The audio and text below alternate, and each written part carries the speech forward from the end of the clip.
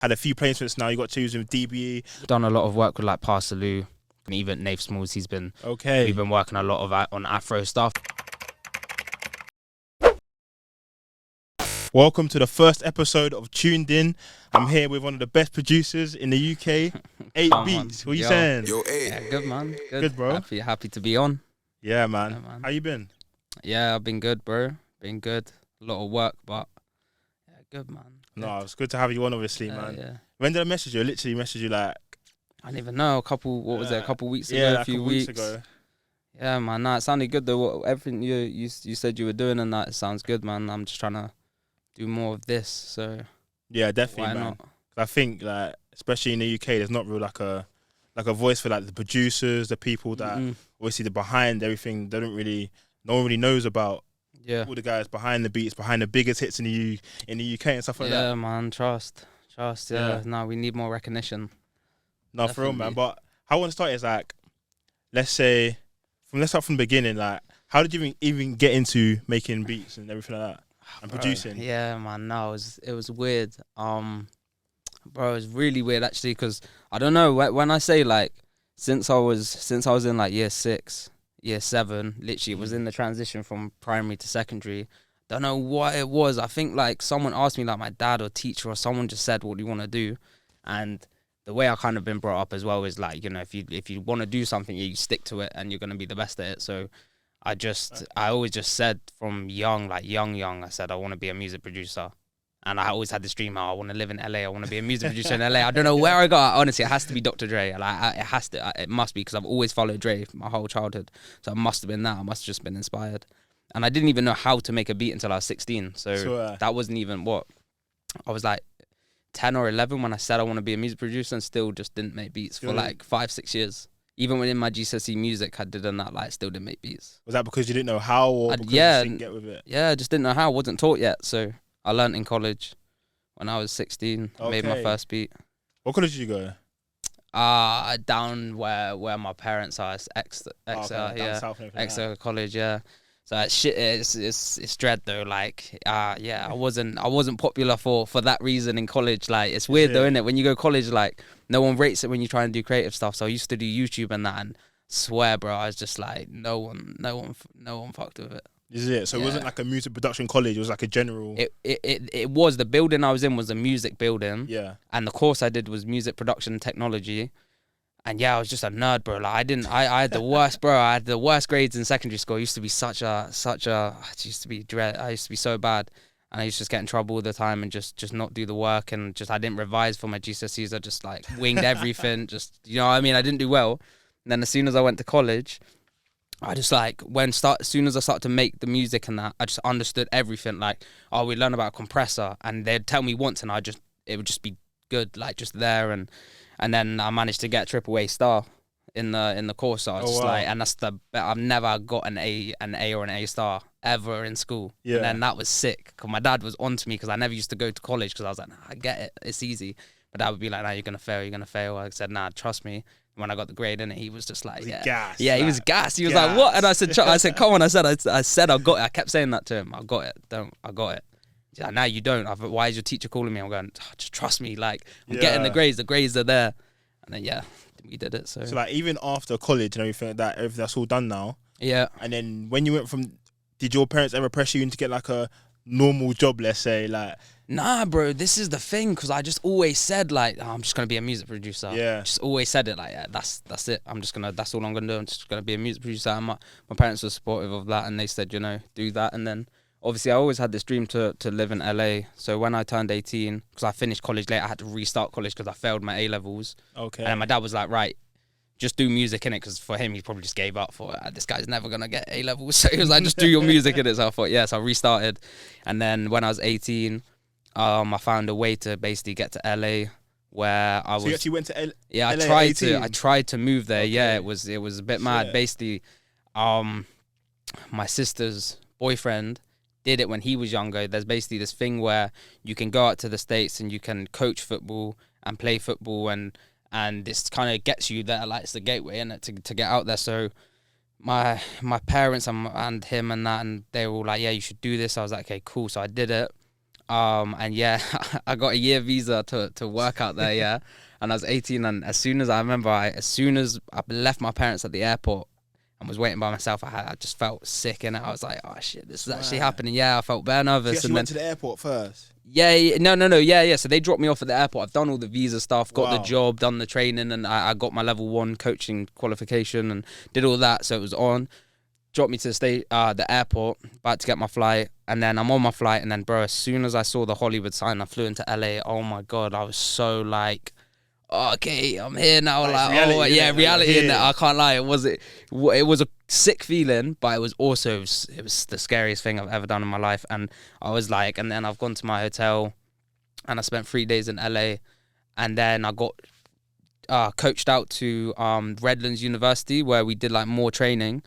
And then when I'm there, I was there, bro, and this week I'm with these people that are just football heads, and I'm just thinking to myself, like, nah, this is not this is not what I want to be doing. I want to be doing music. You think I want to go make beats? Yeah, I'm like, bro, I want to be making beats. And then, bro, it was so bad, because then I ended up being based there for a month, and I just was doing football. It was like 12 hours a day, wake up, football, come home, have a nap because you're so tired from being on your feet all day, go out again, do an evening session, come back, and it was like, bro, it was so long, and I only lasted like just under a couple months out there. Oh, swear. Yeah, and then I'm back, and my parents were.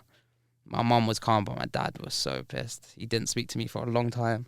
Because you came back? Yeah, so soon? Because the process, innit? He's gassed. He's telling everyone. Yeah, everyone. He's going, oh, my son's gone to, he's in LA, blah blah. It's a cool thing. And then, yeah, bro. Yeah, when I came back, he couldn't even look at me. I don't blame him though, honestly. I don't blame him. Obviously, I'd be the same. Yeah, of course. Into it as well. So obviously, when you got back and everything, did you just like go on YouTube? Because that's how I started. When I started making beats, I literally went on Busy Work Beats on YouTube. Yeah. And then literally just copied everything on there. Is that how you started as well? Like, did you? Nah, because I learned in college. So when I was 16, and then obviously I did 3 years there doing the music, and then But in college, they actually taught you FL as well, like Fruit Loops. Nah, it was Logic. Yeah, so I always made my beats on Logic, and I still did until like a year, not even a year ago, like 8 months ago. But yeah, bro, I just kind of learned, and then you just do it more and more. And then, yeah, but my beats weren't good when I was using Logic. I only rate my beats in the past year. Past year? Yeah, bro, wow. I swear down. Like, I had good beats, and I've got some sick placements from beats I made when I was 18, 19 that I've come back to and gone, yeah, do this up a little bit, and got some crazy songs now with them beats. But, like, like I say consistently, if I'm making a beat now, by the time it's finished, I'm like, yeah, that's hard. Yeah. Doesn't need anything else. But you look back on these beats when I was making them on Logic, not FL, and yeah, it's a different story. I'm thinking, these beats, they're not it. Yeah. You know what I mean? Yeah, no, I know what you're saying. Yeah, but I never did the YouTube too much. I still don't. It's weird. I learn more from working with people in person. Yeah. It's hard for me because, like, when I go on YouTube and that, I hate watching, like, tutorials. I'm thinking, let me just find out this stuff by myself, if that makes sense. Just trial and error, basically. Yeah, like, but I need to, because a lot of people listen to podcasts and that kind of thing, and they say, I learned this and this and that, and I'm like, I need to watch podcasts because you learn so much from hearing people's. I watch a lot of documentaries and that anyway, but not enough. Do you know what I mean? When I'm watching the movie at night to fall asleep, why am I not watching that educational podcast? Do you know what I mean? Like, learn some stuff. Exactly, but even when people watch this, like, people will learn from you and your experiences as well. So yeah, this is it, bro. Yeah, it's kind of the same thing as well. So, like, even when you started, like, obviously went from Logic to using Fruit Loops and everything like that, like, when was it when you just think it was like, yeah, now my beats, like, well, this is it. Now like, it's hitting. Yeah. Did you start sending them out, or did you be like reserved and be like, no, like, it's not ready? I don't. Yeah, I never send my beats out too much, and it's hard because I know it's such a big thing, and you got to do it. And I see all these that email. My email gets flooded every day. Let's say with loops. Well, loop makers. Yeah, loop makers. Yeah, okay. Like I've had to set up another email because it's killing off one of my emails, and I'm like, nah, okay, put it there. And I see these guys that. They're getting crazy cuts, getting American cuts, like, and all. They're just, because all they're doing, they're just emailing every day. But that's why there's a side of it where I don't use, like, email loops anymore as such, unless, like, unless I just go through and I'm like, nah, this is sick. Like, this is mad, I have to use this. But I even don't do that because I know that you're in a mailing list with 1,000 people. And do you know what I mean? You're just thinking, yo, it's a bit long. But then again, I'm thinking these guys are getting cuts left, right and centre. Like, some of my good friends, shout out Harry and Kieran, they just get mad placements, just emailing and doing their thing, and that makes me think I'm going, why am I not just making loops? Yeah. You know what I mean? But nah, beat making's my thing. It drives me. So would you say there's like a difference between like a beat maker and a producer?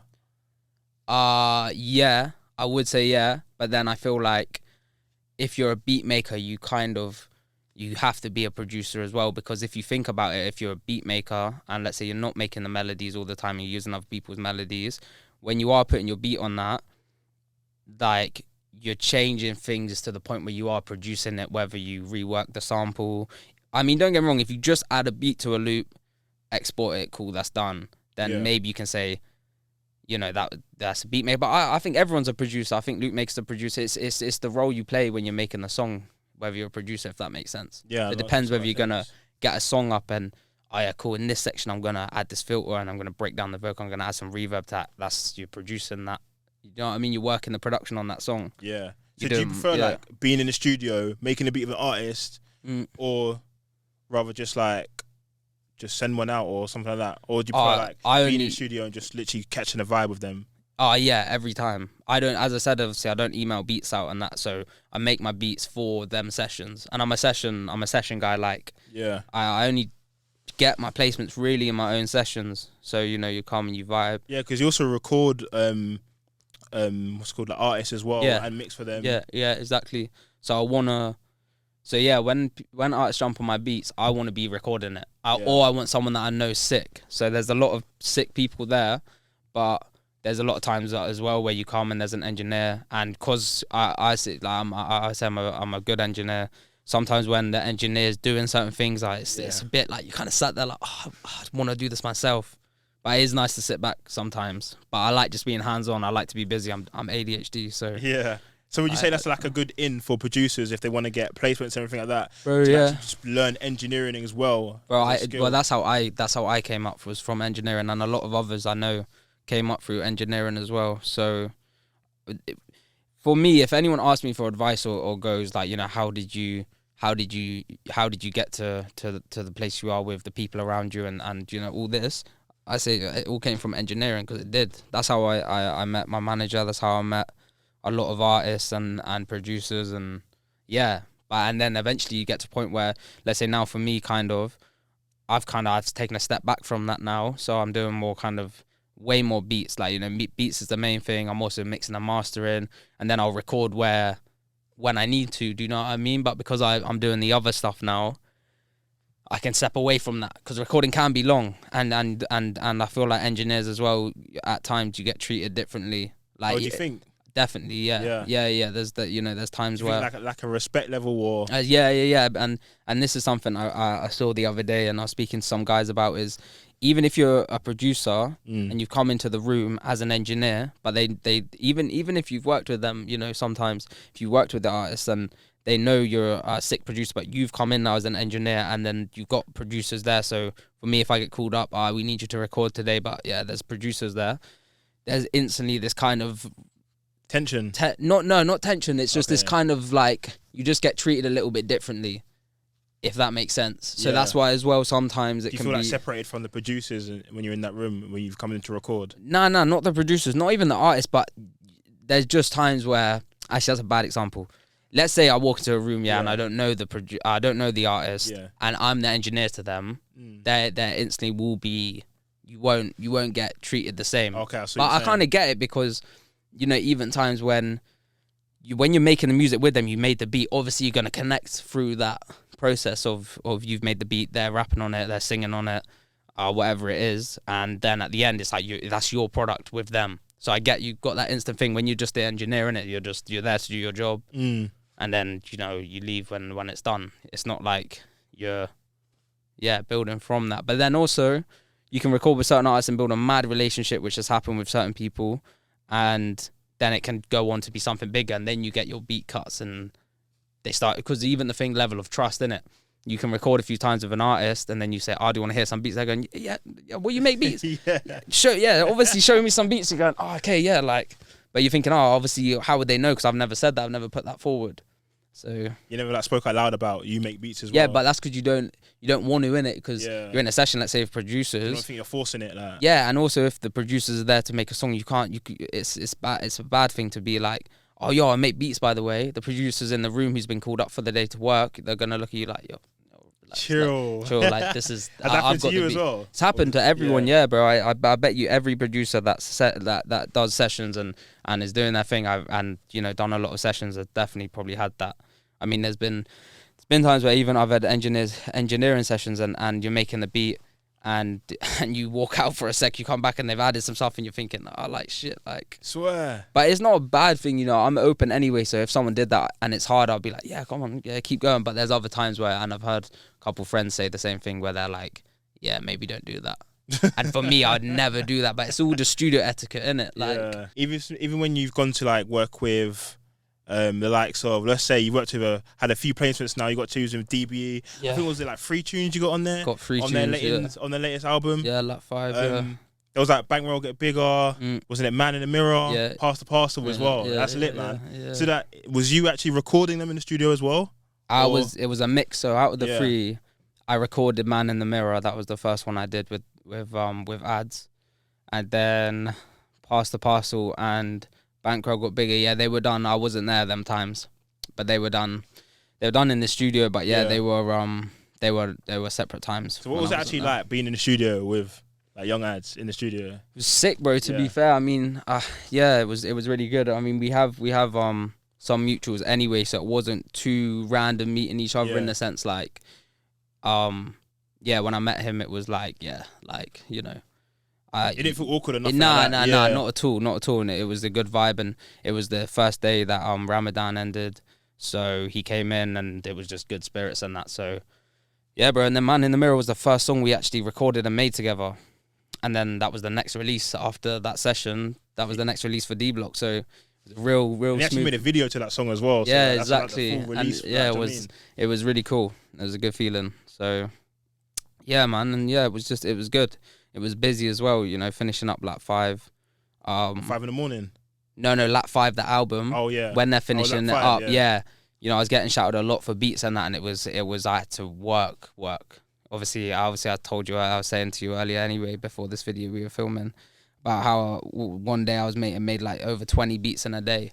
Yeah, and I'm pretty sure that day I made them 20 beats and that. I'm pretty sure that was the day where we made the beat for Bankroll Got Bigger and Pass the Parcel. Shit. So it was actually like, but it was that kind of level of like rush, but also like, let's get this right. You're in that zone though, isn't it? Where it was, pump bro. A lot of beats and... Yeah, like I didn't want to do anything else in that actually it was like a period of a month, bro, every did you day. even eat in that period? bro, it was mad. But you got to do it. That's what it is. Like and that's another thing with when you're producing and that, like, you do just spend all your days in the studio and your social life cuts down and everything, seeing friends, even things, relationships with girls and everything like that, you don't have time for. And then you have to, sometimes you step back and you go, like, I need to go and just enjoy myself now. But when you're in the studio, you're with your friends, like exactly. artists and producers, and you're with your friends every day, different friends and that. So you never feel like, I need to go socialize and that, but then you realize, start going to bars and clubs and that, and then you're thinking, oh, like, it's getting intense now. Like, a lot of people are here. Like, you that is one thing I'd say that has changed. Is definitely, like, I used to love clubbing and that when I used to live back where my parents are, and has that cut down a lot now since you've been? Bro, here, I don't do it. Yeah, I don't want to do it. I don't enjoy doing it, and you have nights where you're in the studio and you're partying anyway because there's bare people here. You got it like bottles, bro, anyway, bro. Like last night was that, So yeah, my Friday night last night was partying. Yeah, you know what I mean. So yeah, it's chilling. Like, but you do. But you're still being productive in a way as well because you're working. You're still working. Do you know what I mean? Yeah, bro. Exactly. And that's the beauty of it. Like, you have these certain engineers and producers say where you do the odd session and that, and let's say you do a session with a certain artist that you proper fuck with them, and then you don't see them for age, so you can't build that relationship. But it's good when you do find them artists that you consistently work with, and you're comfortable. You start meeting their peoples, and there's a real good vibe, and everyone. So as I said, you're comfortable and that, so you can have a drink and party. bro. I think like the best music will probably come out in that period as well. Yeah, bro. Because there's no weight and there's pressure because they trust you and you trust them. Because everyone can just be themselves in a way. Exactly, bro. Exactly. Yeah. No, that's sick, man. So like, even what do you think of moving forward? Like, where do you even want to, like, let's say, end up in this whole producing thing? Like, do you be known as like one of the best, like, in this genre, or do you see yourself like going wide and just working a pop artist, or is it mainly just when you want to focus on the trap, hip hop type beats, anything like that? Bro, yeah. What's that? So what would be my end goal? Yeah, in a way that's like, do you see yourself like just working with, like also let's say hip hop artists, trap artists, everything like that? Yeah. Or is it mainly, or do you see yourself like becoming almost like a variety genre producer as well? I would like to definitely think of that I can do everything. There's obviously certain beats that I can't do so well, and I think that comes down to my level of like piano skills and stuff like that. So stuff like pop beats, they have to be really progressive. So more time, if you're making a pop beat, or if I do a pop beat, I'll get, people in that can play keys and so they can do it themselves. But that's something I need to learn myself, is I need to get real comfortable on the keyboard so I can just do you know what I mean? Yeah. Build these things. And I think that's something that I'm gonna work on to get to that point where I can do everything. I definitely do everything now and I'm comfortable, but like I want to be doing the whole thing. I want to be able just to walk into a room and someone shows me a song and I can be like, yeah, easy, yeah, I made better of them beats. Yeah. But I make a lot of, I do obviously the trap stuff, and I guess now, like, you could say that's what my credentials is showing is, mainly trap music. But I do so much, like, my favorite kind of beats to make is kind of Drake rap beats. So you could kind of say a tiny bit, but it's a cool mix because it's a mix of hip hop and trap. Yeah. So you can still use the 808s, but your drums, let's say, are going in a different way where you're looking more into the hip hop realm. But yeah, I'd say, my main kind of beats I sit down and make that I do every day would be trap and real rap. I say real rap, but just rap, like Drake rap.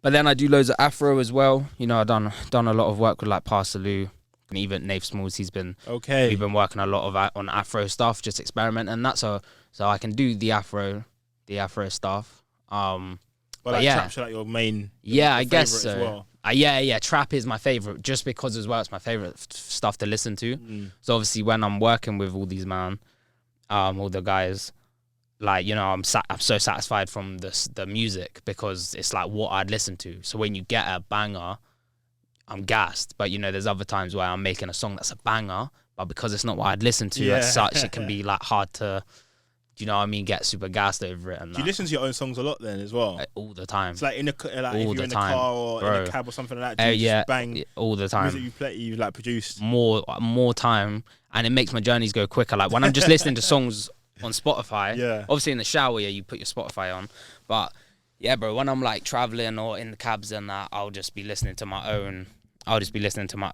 songs because you hear it differently. Like, so when I just went back, I just went away for a week, and I was driving round, and I haven't drove in ages. So when I'm just whipping about for the week, I was just running all my tunes, and like the feeling I was getting from the songs was so different than where I've just listened in the studio. Because I'm driving, you're catching different vibes. So I'm playing certain songs driving, and I'm thinking, yo, this is such a lit driving song. Do you know what I mean? And then I'm like saying, and I remember this one song that I was hating the beat on it, and I said to one of my friends who's also in the music industry, way more experience than that, saying to him, I need to go back in on this beat and do it up and that.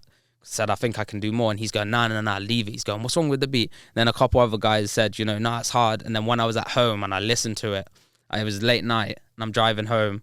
I thought, let me put this on because it's a super lo-fi kind of vibe, but the one I got with Nave Smalls. And when I played it, I was like, no, okay, I hear it now. Like, it needs nothing. But when I'm running in the studio, I'm thinking I can do more on this. Yeah, I was going to ask something like that as well. So like, when you hear a song that's already out and you've sent everything, it's already been mixed, everything's been done, and let's say you're hearing it in the car or something like that, do you ever think to yourself like, I should have added this, or I don't like that bit, or some? Do you judge yourself a lot as a producer, like, as well? Yeah, I do, but then also like, do, but then I guess like kind of don't, because you kind of see the good parts. Let's say like, because realistically, like I've got a lot of songs out, but I say the 3 that mean the most to me, I guess I'd say would be the D Block ones, and that's because the reception. Obviously, they've all got. No, Bankroll got big as one of the favorites on the tape, and Man the Mirror was the single and that. So they mean a lot to me. But when I listen back now, I wouldn't change anything because they're done. I'm listening. I'm like, well, if I change that, it's not the same. And this is one thing that I learned from someone who's an engineer, and also I few artists are the same. I learned from them, like, you only even if the beat's not sounding complete, they can finish it in the session. If the engineer is good enough and the artist is good enough, they have this. It's like the American mentality, and that's when they were saying they were getting it from was like, don't come back to songs. If you start a song, you finish it that session, and you don't have to go back to beats and that. It's kind of what they're saying. So when I'm hearing these songs and I'm thinking, I could have added that or changed that, I'm thinking, nah, because it's done. Yeah, it's calm. Like, and as a listener, more time, the listeners, they're when it comes to music theory and hearing the beats and that, they're stupid. You could probably have an 808 out key, and just a random listener that doesn't know about the music, but they're just a fan of the art. Yeah, probably won't even clock. But do you know what I mean? They wouldn't even realise that it's even out of key, but another producer probably might realise. Of course. Sure. Don't get me wrong, if my 808 was out of key on a song, I'd be like, no, that has to change. But do you know what I'm saying? In the sense, like, let's say you thought, I could have added like a few hi-hat rolls there, or breakdown and skippy, whatever. Like, nah, it's calm. Is there any artists that haven't worked with now that you want to? Like, is there a list of like artists today thinking, I can't wait to work with this artist? Or do you feel like you've worked with all the artists that you think that you've won to already? I mean, in the UK, all my favourite artists, I'm working with them now. So that's lit, man. So yeah, and that's obviously all the trap guys, like, Chip, D Block, Nath. They were kind of massive goals of mine, and then it kind of that's happened now. So I think, to be honest, America would be the next kind of stage where I want to be hitting the market for. Yeah. So is that like, when I remember earlier you were saying how you went to LA and everything like that, but it wasn't for what you really wanted to be for. Yeah. But now, would you say you want to go back there? 100%. Just work with artists in America that you like as well. Yeah, bro, 100%. And I've got some good friends out in LA now, and that I know when I go, like, there's going to be a lot of people. It's just, again, just financials and that. So it's just obviously getting out there and doing that kind of thing. Because also, obviously, I've got my place here now, shifting out for every month and that. And it's, if I leave for a month, it's just a lot that you have to leave behind and work out in it. So, and just even sessions and that. So I'm gonna go soon as I can. I'm going. I just need to work some stuff out, and then What kind of artists would you want to work with in America as well then? Like, oh God, like, obviously Thug and Gunna's off the list right now, but bro, them man, obviously I'm gonna name the obvious ones in it, like, Drake, 21, bro, like, but then I found bare smaller people that I know if I went, it could definitely happen. So yeah, man. And also just building people out there as well. Yeah, I'm on that. I'm on that because, bro, I hear all the time, like, America works like this. It's like 100 miles per hour and all this, like, you just bam, bam, bam. It's even, loads of people tell me. They even told me about Paris and Europe. They said apparently that Europe works quicker than the UK. Is it? What, in terms of like in the studio? Yeah, like, bro, like, I was getting told about the producers and engineers in Paris. They were just saying it was mental. They were just like, that's something actually Ad said, to be fair. I said to him, I'm trying to get to America.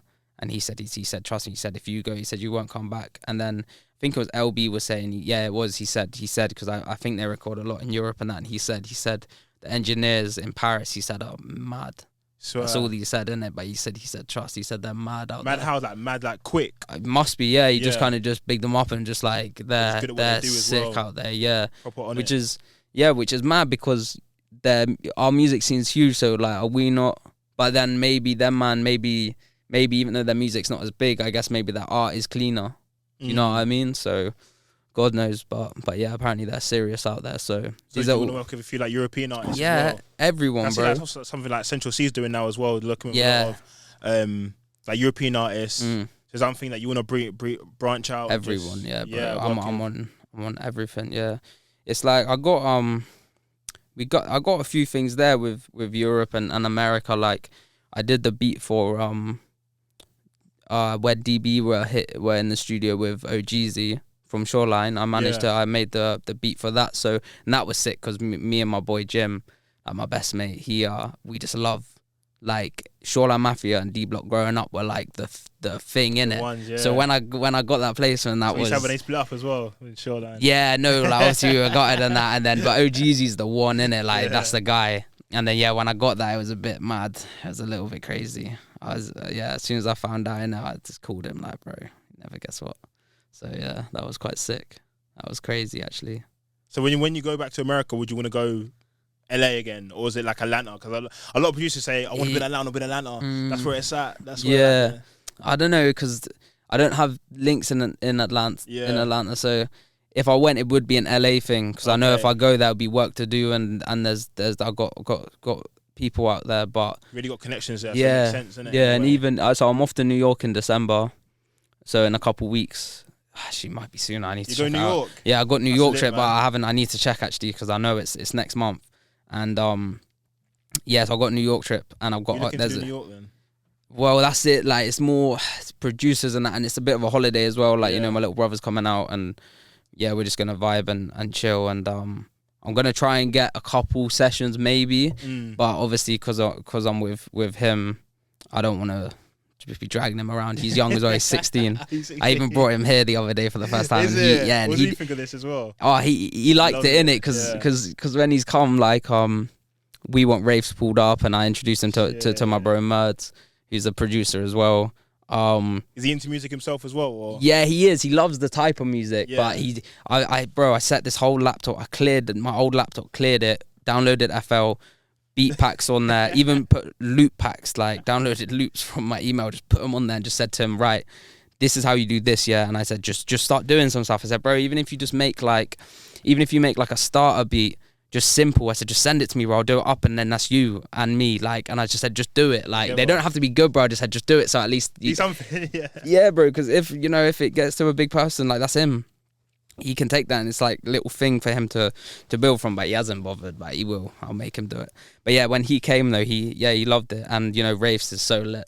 He was sick with him. Merz was fine, like they're just funny guys, so it was a vibe. And then when he left I could see he was gassed, but he doesn't get like, he doesn't understand what I do. No one does. Like my parents, they know I hang in the studio and that, but till you're here, you don't actually realize. Like even for him, I don't really think he believed like what I'm doing. And then when he came, he was kind of like, oh, okay, this is what it is, because as I said, he's 16, he still lives with my parents, and so he's in school. They just thinking like, oh yeah, he's just going to do his music thing, to music. But, like even your parents now, like, do they fully understand now? Or would you say they're proud of you for what you've achieved in music? As well? Like, I think so. Yeah, I think they like it. And I mean it's cool, because even the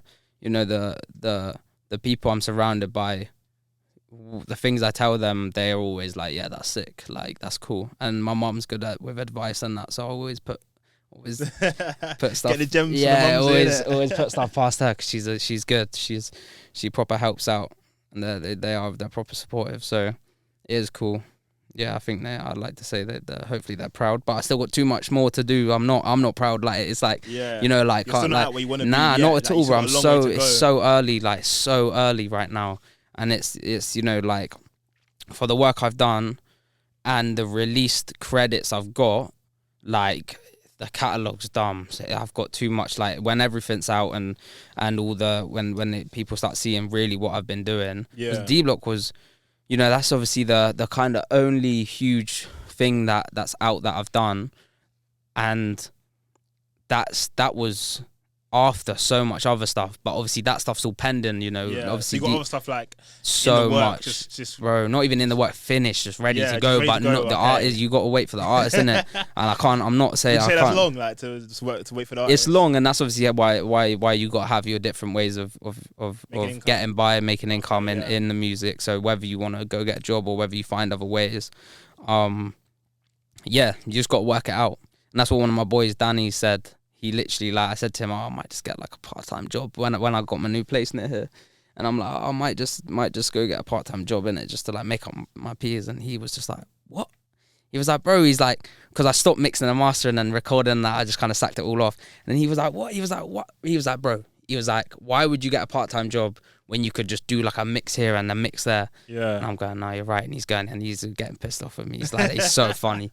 But yeah, he's getting all pissed off with me, innit? Just like, why aren't you doing that and this? And I was like, no, okay, you're right. So I've patterned it now. But yeah, bro, literally, like, you know, you gotta, producing isn't, unless you're doing it where you're let's say you've got a cool little publishing coming in every quarter and whatever, or third, or whatever it is, then I feel like, yeah, you gotta be hustling when you're doing this thing until you can chill. If that makes sense. Would you like be against signing a deal as well, or if someone come to you as well? No. Bag for like. It just depends, innit? But you know, things like getting published and that is something we're kind of looking at.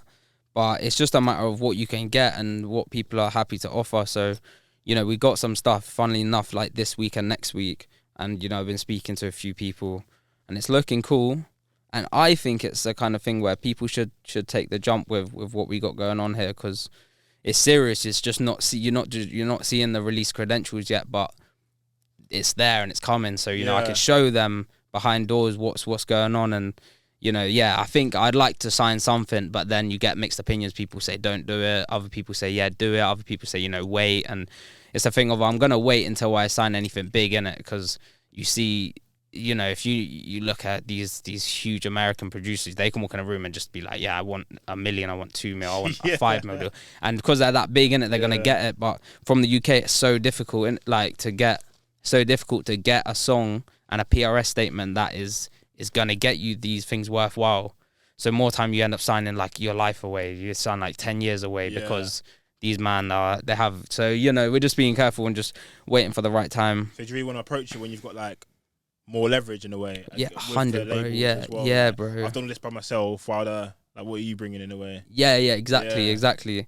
So that is what I'm waiting for, and it is way too early. But I'm trying to find some kind of short-term stuff and see if I can just have something that can give me good backing for the year. You know, because that is it, innit? Like, if you can sign a sick deal that you can go, okay, cool, for you sign a 2-year deal, let's say, and you get whatever piece they give you, and you say, yeah, cool, this is what's gonna allow me to pay rent and live and travel for the next 2 years to make this huge. That's what I'm kind of interested in. But you just gotta wait and see what you're offered, innit? I don't want to just be I don't want to be just saying everything, but you just gotta see what people are gonna offer. Yeah, but it's part of the grind as being a producer, I guess, as well. Like, yeah, man. I mean, it's part of the journey in a way, man. Facts. But yeah, man, to wrap it up and everything, like, what would you say to like an aspiring producer that obviously wants to get into that position that you are now, with getting multiple placements and working in like these kind of massive 6 studios that we're in now?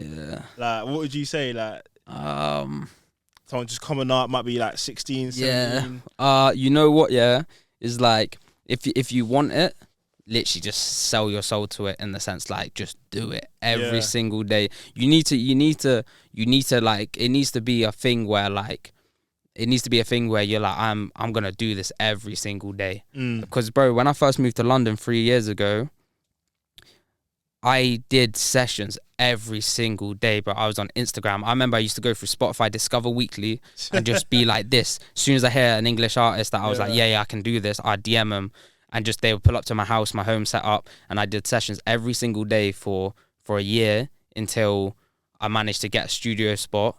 And then when I had that studio spot, again, sessions every day, doing everything, and then I managed to get to you know, this studio and where I'm at now. So I say, bro, you just got to be consistent and just do it every day and just do everything. Don't just say no to things because it's not paid, or like, you know, I'm tired. Like, just go. Like, do you know what I mean? Just do it. Like, you know, you just got to do it. Yeah, like, just do everything. Like, just work for free. Like, and cool, if you need to get a part-time job and you're thinking, like, I just want to do this music thing, get a part-time job, do what you got to do to pay your bills, and then just around that, just do your beats every day.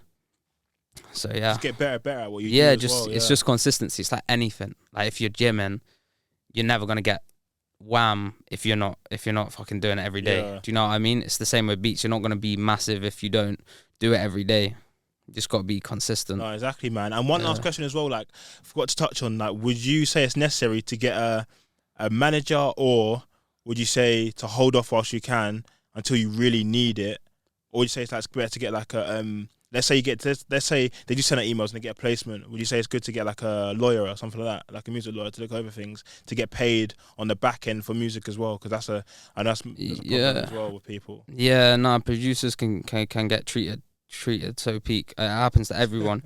It happens. Yeah, it's happened to everyone. I reckon that's got placements. You always have those situations, but I would say it's always good to have a manager, and also a manager motivates you if it's the right manager. Yeah. But I think you just gotta. I think one bit of advice I'd give, I guess, on that would be like, when you meet someone, you gotta get to know them properly, because you hear stories all the time of people who used to have managers and that they didn't know properly, and it's not gone well for them and whatnot. There's some mad stories I've heard about managers and stuff, like, and is that where some managers like just seen they've got a few placements and approach them like, yo, I can manage you? Yeah, but I feel like it's you just got to know them, and a lot of my producers I know, they have their friends and family and that will be managing them, so there's always the best intention there and whatever, and if anything, you think that works better then? Yeah, I just think you just got to know them, and it needs to be a friendship thing where there's actually a level of trust and all that kind of thing, and obviously it can go both ways, and the producer is not always in the right, let's say, with stuff, and then same with a manager maybe, but yeah, you just got to trust them, and obviously it needs to be a two-way thing where you got to both be putting the legwork in. And also I feel like when you're at certain levels, maybe sometimes, like, let's say sometimes a manager can't bring much to the table anymore. If they can't bring much to the table anymore, then, and you need to expand for your career, and that, it's not a bad thing. You just got to obviously deal with it properly, and obviously just make it worth your while. But I think everything you have to look at is everything has to be done on your best intention for yourself. But you just got to respect everyone and the situation and how you're going to deal with it, if that makes sense.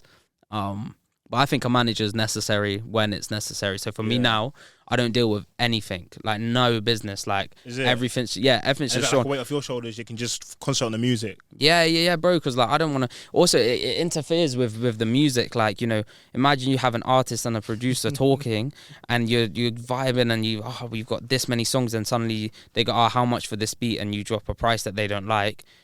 It's just already you're ruining the relationship. So I don't do anything. To be honest, I don't even really talk beat prices or engineering costs and that with my manager. I'm just like, you do, how much this work's worth. Yeah. So just do it. So even there even times, let's say, where he's negotiated stuff, I'll be chatting to someone and they'll be going, what's this? And I'm literally going, bro, I don't know anything, but just chat to him in it, and if stuff has to be altered and prices or whatever, any conversations about stuff like that, I'm like, just ask him, and he'll come to me and say, what about this, and to be honest, I'm easy, like, I know how much work is worth for a lot of things, and you can find ways of whatever. So yeah, managers are necessary, but they just got to know what they're doing. And also there's a lot of managers out there, a few things I know where managers, maybe sometimes they're not they're not too experienced, in the sense like producers can get shagged because they've been sweet talked or whatever, and do you know what I mean, they haven't got what the producer's worth. And I don't know, you just got to find the right person. I don't know, I've just waffled so much crap, like I don't even know what I'm talking about anymore. But I just think if you meet someone and you vibe with them and you trust them, then that's good enough. And as long as they're working. Yeah, as long as it's probably what you're saying is like, as long as they've got your best intentions at heart. Yeah. Basically as well. And yeah. Definitely. Just lit like that. Yeah, definitely. But yeah, bro, it's good speaking with you, man. Oh, definitely. I'm sure there'll be a part 2 in the works at some point. But man, I really appreciate you coming on the first episode of the new show and everything like that. Yeah. But yeah, man, I really appreciate it, bro. Come on. And yeah, it's a wrap.